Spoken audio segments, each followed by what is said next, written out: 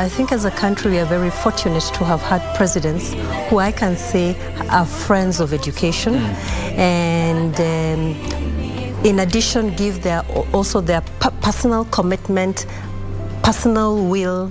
You can see their style in whatever presidency, and that you can say about the late President Mwai Kibaki, that you must stand in awe of the contributions that he made that have allowed us to be where we are today.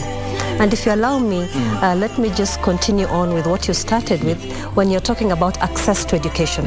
Today in Kenya, access to basic education is almost a concluded thing. We have pockets that remain out, but it is almost concluded. And you have to think about what President Kibaki did in 2003, where he made free primary education a thing that no other president will talk about. Because the other first two presidents had tried. President Kenyatta, the first one, had expanded education to be free up to grade 4. President Moi up to grade 7. It didn't quite work out, so it needed President Kibaki to conclude it, which is good, because you cannot continue talking about old things. They must stop at a point. Then free secondary education started in 2008 under President Kibaki's tenure. Today, free secondary schools are the schools that take almost 70% of the children. If President Kenyatta, the current one, Uhuru Kenyatta, can talk and want to have 100% transition, it is because of the foundations that were laid under President Kibaki, and therefore that is one good example where you can say the current presidency, we are fermenting and cementing the legacy of President Kibaki. I think he would smile if he was to look back and say, yes, this is something I started and something that has continued. The final example that happened during his time and has had a lot of impact in educational growth today is the 2010 Constitution.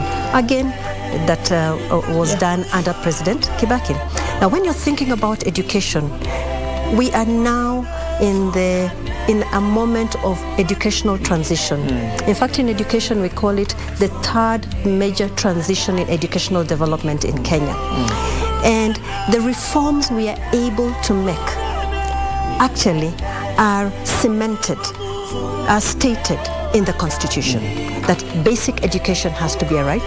Therefore, transition from primary to secondary has to be a concluded matter. Let me give you another example that is a major reform that we are doing, which is captured in the Kenya curriculum framework under the competency-based curriculum.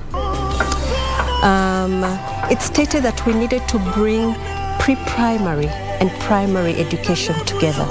Before, pre-primary had its own curricula, then you go to standard 1, it has its own curricula, and there was no smooth transition.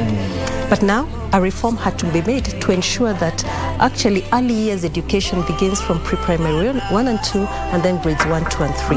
So if I give those 3 examples, you can see that the mark President Kibaki had on education laid the foundation for what we, foot soldiers, must continue to do.